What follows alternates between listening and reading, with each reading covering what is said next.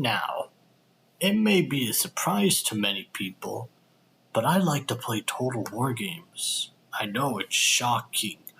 I mean, it's not like the entire channel's based around it, but there are a lot of Total War games. And what if you're trying to get into the series, but you have no idea what to buy? You don't know which one of these games is something you will sink hours into. Well, look no further, for I am going to rank every Total War game that I have played. Not every single Total War game, every Total War game that I have played. I should make a new category for this. Every not played means I have not played it. This is a list of every game I've played. So I'll go in order from oldest to newest Total War game. Now, I have this crazy list, and there's a lot of repeats. There's some of the spin-off games like Spartan Total War, like Total War Elysium. I'm focusing on the main ones still available on Steam right now, okay? And I never played these ones anyway, but I'm going to ignore them. So, starting off with the old Total War games, Shogun Total War and Medieval Total War. I never played them. And to be honest, I have no interest in playing them because they're old games, their sequels are far better than them, and they run pretty badly today, so yeah, I don't think you should run them. Don't buy them. It's a waste of money. Buy Medieval 2 or Shogun 2, games that are actually good. So, Rome Total War. I have not played it. Yeah, this is one I've wanted to get into. I do want to get into it. I do want to buy it and try it out, but sorry, I haven't bought it and I haven't played it. Now, okay, let's get to the first game I have played. Medieval 2 Total War. This is what many people consider the best Total War game ever made, which is incredible because it is like it is going to be 17 years old. It's almost as old as me. That's kind of scary. So I played it. I played around with it. I played as France, Britain, Germany, Austria. When I think of it, it's all right. It's a good game. I'm not going to say it's a masterpiece because there are some definite problems with the age, but it's a good game. It has the immersion it has on that campaign map with that music. That soundtrack is incredible. It fits perfectly with it. And, for the time, I can't say now because the graphics are not so good now, but for the time, I'm sure these graphics were incredible with all these 3D models for 2007. It is a product of its time, and it still has aged pretty decently. I'm not going to say it's perfect. Outside of... Oh, fuck, what the hell? Okay, we're good. Outside of the graphics, which, yeah, okay, they're a bit dated. The biggest problem with the game for me, well, there's two problems. The camera on the battles, the camera sucks in the battles. It is so, focused in. It is really hard to zoom out and get a control. And the second problem is diplomacy. Now, diplomacy in Medieval 2 and Rome work the same way. Instead of, just immediately being able to negotiate with a faction, you have to take a diplomat and go to one of their settlements. Now, on paper, that's a cool idea. So many ads. On paper, that's cool, but then you realize you have to spend multiple turns to get a diplomat there. You have to hire one, send him over there, and you better hope that he has a high rank, because if he's like a 0 rank diplomat, because you can get 0 to 2 rank when you initially hire them, then it's going to be harder for you to make negotiations. And if you fail to make negotiations, they can level down. So, yeah, diplomacy is not very good in the game, and it's something that is improved upon and much better in later entries. So, then the next game, Empire Total War. I've never played it. Now, I will say though that if I did play it, I've seen plenty of gameplay of it. I probably put it here. No, I wouldn't put it here. I put it probably a D tier. Empire isn't a bad game, but the AI is crap. but the scale of it is incredible. But the AI is crap. But it's all over the world. If you like the time period, I think you'll like it. So after Empire Total War, you had Napoleon. Napoleon. I'm a diehard Napoleon fan. Like the dictator, Napoleon, the guy, not the game. Napoleon it's fine. Okay, Napoleon. I'm sorry. No, I have to put it. There's no way I can put that the same rank. Medieval's good. Just some minor age problems. Napoleon is a good gunpowder game. It is a very solid gunpowder game. It is, the AI is pretty good, both on the campaign and the battles. The graphics and the music are fantastic. The only problem with it is the lack of scale and replayability. There's only 3 campaigns. You have a tutorial, you have 2 minor warm-up campaigns where you play as Napoleon in Italy or in Egypt, and then you have the grand campaign, which is just Europe, and you can only play as Napoleon. Now, there is a mode where you could play as one of the large nations that are fighting against Napoleon, like Britain, Austria, Prussia, or Russia, but there's just that's it. There's only 5 factions in total. You can only play as 5 factions. Now, that is ridiculously small. Even, this is coming off of Empire, where you could play as, factions all over the world to only 5. I mean, that's less than what Pharoah was getting at launch. That's less than what Warhammer 1 got at launch. No, sorry, Warhammer 1 had less. But, even then, there's not a lot of variety. It's a solid gunpowder game, but you're not going to play it for, hundreds of hours. So then, the next game that came out, I'm pretty sure, was Shogun 2. Excellent. This is an excellent Total War game. It is a very simple game. It's very simple. 1545, you have infantry, archers, cavalry. Yeah, you have some special siege units, some fire bombers, a couple, maybe a little gunpowder units, but really it's mainly medieval type units, and they're very simple. And because it's so simple, it's the best AI from any Total War game, hands down. The AI is able to do great things because the game is so simple. And it works in favor of it. Yeah, if you want some more advanced campaign mechanics, you're not going to find them there. But it's sometimes simple is good, and that is a perfect example of it. This game nails it. It nails it, and it's just a great game. And you can put a lot of hours into it. Now, this is just the base game. Shogun 2. The only reason it's not an S tier is because there's a better version of it, Fall of the Samurai. It is everything about that. Everything about Fall of the Samurai is perfect.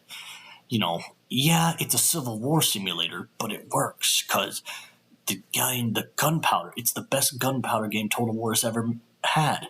It's fun. The music is godlike with the Fall of the Samurai.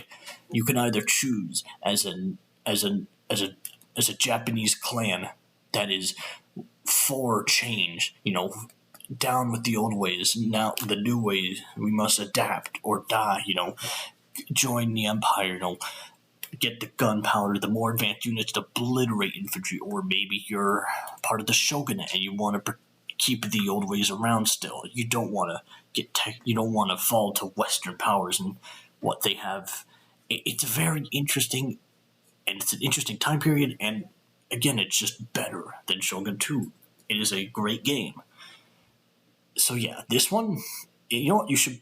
I think you combine them like S tier, because if you have to get Shogun 2 to get Fall of the Samurai, and in total it's you can get for $30, 40 maybe. It's a great deal. You really combined. If on their own, this is A, this is S, but combine them, both are S tier. So I'm just leaving it like that for now. So right after Total War right after Creative Assembly makes a diamond in the, like an incredible gem with Fall of the Samurai and Shogun 2. They make Rome 2. Now, I'm not going to talk about Rome 2 at launch because that was almost 10 years ago now, and this is what I'm talking about the game now. Now, Rome 2 was the first game I ever played. That's a lie. I played a little bit of Warhammer 3. But Rome 2 is the one I played Warhammer 3, hated it at launch, and then wanted to try another game, so I tried Rome 2. And this is the one I sink a lot of hours in. So really, this is the first taste of Total War I've had. It's not very good. It's the introduction of the province system, and they don't have it quite down here. Things are just not right. It has a big scale. It has a large part. It has all of Europe, some of the Middle East, coast of Africa. It's a big map. The graphics are good. The music is there. It's just, it's missing something. I don't know how to explain it, but when you play it, you can get bored. And that's the worst thing a game should do, make you bored. It needs to keep you engaged, and it just doesn't do that. The AI isn't very smart. You can even on harder difficulties, you're going to be able to overpower the AI because you have so many more armies than them. It's weird. Now, I will say, though, that playing as Rome is the best way to play it. And if you play it as Rome, it's like here. But any other way, it's not a very good game. Rome is the only interesting faction to me. And that's a shame because I wanted to try the Greek factions, but they're just... and that's not even including all the DLC and the weird stuff there. I'm not even going to touch that. It's just... give this a pass. Play Shogun or Medieval 2 instead if you want more melee focus. And then we have Total War Attila. I like Total War Attila. Now, I don't like it as much as... I don't like it as much as Shogun 2 because there are two main problems with Attila. But Attila does something great that no other Total War games has. It has, without question, the best sieges. Yeah, I know, that's crazy. Sieges in Total War are always in recent years, are pretty bad. Like Empire and Napoleon, the sieges there are bad. Shogun, the sieges there are great. Rome was okay, but Attila is perfect because it takes what makes Shogun's sieges so good, it makes it even better with the introduction of damage to the settlement.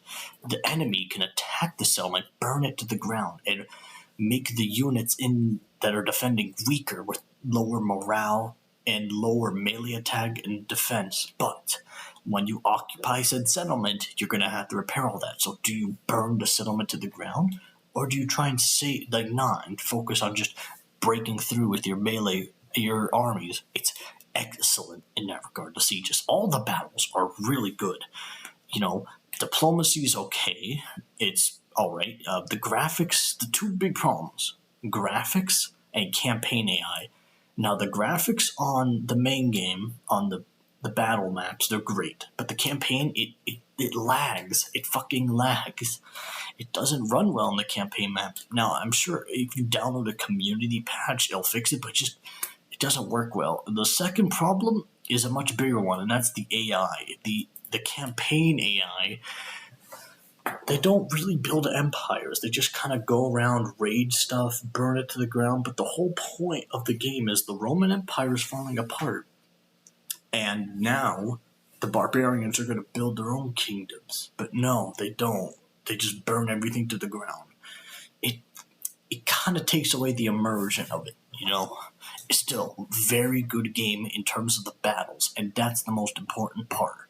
Battles are great, and also most of the campaign mechanics are great. It's just the campaign AI is just a little brain dead, But so overall, they got the core things right, and that's what matters most in the game, and that's why I like it so much. Warhammer 1. Now, Warhammer 1 isn't a bad game. There is just no point in buying it. I'm sorry. You should buy it if you want to get everything that Warhammer has, but there is no reason to go back and play Total War Warhammer 1. It has a lot of problems, I have a great video, my most popular video, discussing how poorly aged the game is, and it's pretty poorly aged. So if you're interested in getting all the Warhammer content, then yeah, I think you should pick it up. You'll have a lot of fun with it, but only if you get it for like Mortal Empires or Immortal Empires. You know, it doesn't work well if you want to go back and play it, unless you want to see what it was like for Warhammer 1.8. Don't play it. Buy it if you want the full stuff, but don't play this. Then you have Warhammer 2. Excellent game. Now, this is including Mortal Empires. Without it, this is like a B. But with it, it's a great game. It is truly like, there are so many. You know what? No, this is going in S tier. What am I talking about? There is so much variety in this game. It is endless. You can do whatever you want. The map is humongous. And it is an incredible game that is pretty well rounded. There's a lot of, even though it's no longer supported, what they left is in really good shape. It is, if you want to play Mortal Empires instead of Immortal Empires because you're fed up with all the bullshit, Warhammer 2 Mortal Empires is perfect because the AI builds empires. There are way less bugs. The sieges still kind of suck, but they're less bad. They're better. Not by much, but they're better. So yeah. Alright, now, what's the next game we got? Three Kingdoms? Or Thrones of Britannia? Which one came first? Wait, which one was it? I'm trying to go in order. I think Three Kingdoms came next. Yeah.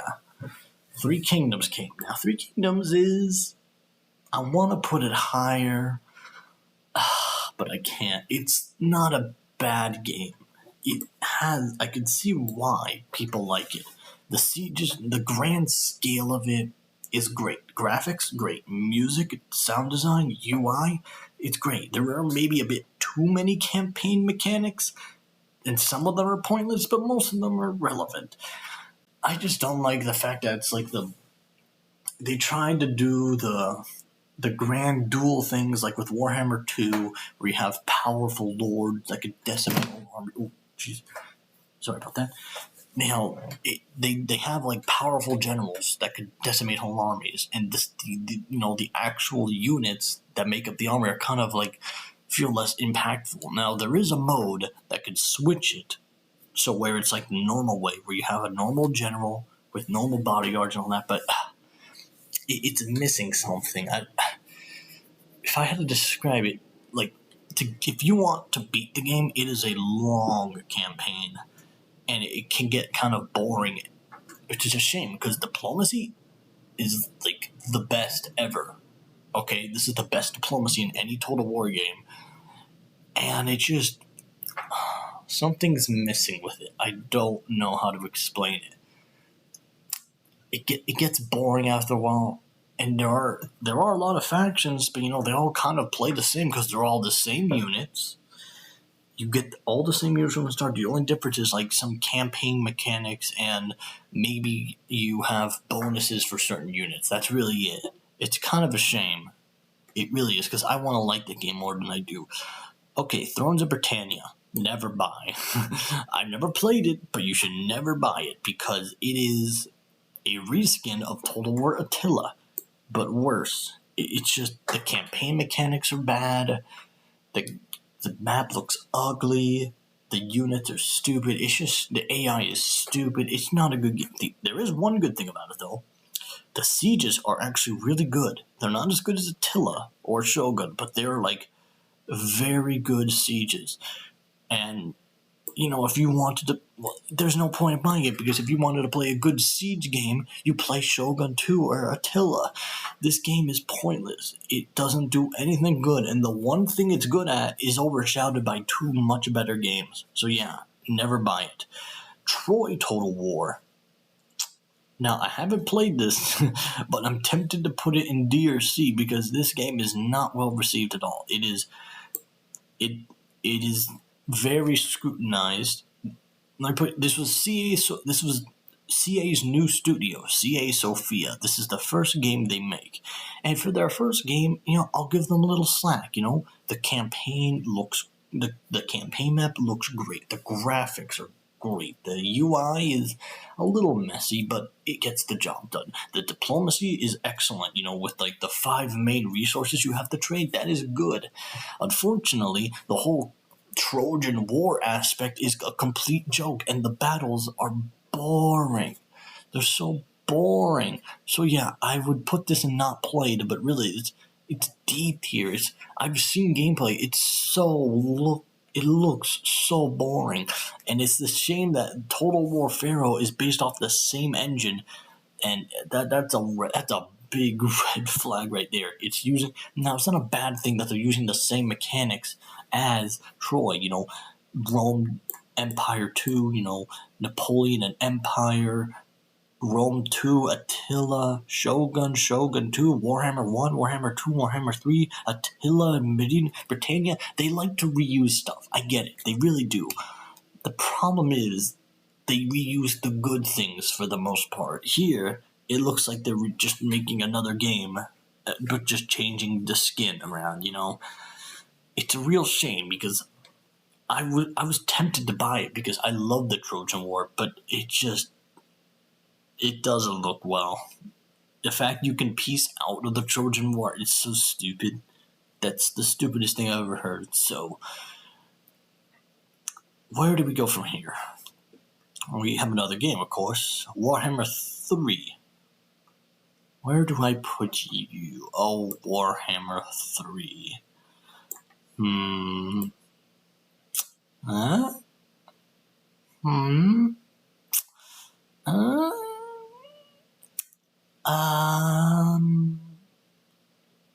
Fuck it. Warhammer 3 does a lot of right things better than Warhammer 2. Better graphics, more races, more content, bigger map, some new bug fixes and problems fixed from Warhammer 2. But it is a game. It is death by 1,000 cuts. There are so many fucking bugs in this game. It is infested. It drags the whole thing down. You don't want to play past turn 50 because because you're already by turn 50, you're the strongest faction in the game and you'll never be stopped. The endgame crises, they're not very fun. Even the new one, the Chaos Dwarves one, which has an interesting twist where they can go into tunnels and go all over the world. That's fucked up as well because you could just go in the tunnel and just attack the capital in a turn the moment it happens. It's so infuriating because it's on the cusp of being great. You fix all the bugs, I pump it up to an A tier. You fix the sieges, I put it in the fucking S. But they can't because I don't know if they're low-staffed or working on other shit with Pharoah or the DLC. The DLC is what's saving this game right now because it launched here. Okay, no, it probably launched like here. And it is climbing up the ranks to try and get there. So maybe in the future, it can be in the S tier. Maybe. But right now, no. It's so infuriating because you can play as so many races. There's so much variety. But if you stop playing after turn 50, that's a problem. I mean, like Attila, I play deep and past turn 100. Shogun 2, I get the long campaign victory. Warhammer 2, okay, the campaign objectives for that one suck, but I played long campaigns in that. Shogun 2. Hell, Medieval 2, even Napoleon 2, even Three Kingdoms. Like, it's so infuriating. It's not a C tier. It's not. No, it's nowhere near as bad as Rome 2. But it is. It could be so much better. But it can't live up to its potential because I don't know what's happening. So there we go. That is all the games ranked. Now, if I had to rank the ones not played, these two don't buy because they're just outdated. Rome 2 is like a B, and Empire is like C or D. I don't know, C. So it'd be like that. But again, I never played them, and I can't tell. So there we go. There is the list. If you think that some games should belong in a different place than others, maybe something should be higher, something should be lower, you can leave a comment below. The way I look at it is I like all the stuff and variety with Warhammer, but I do love grounded games, historical games, As you can see, I don't like it when they try to do fantastical elements in the game, even when it's done well for the most part. I prefer, if they're going to do a historical game, a fully historical game that shows the time period and all that. It immerse me in it. Don't do this random shit. So there we go. I hope you enjoyed the video and have a good day. Goodbye.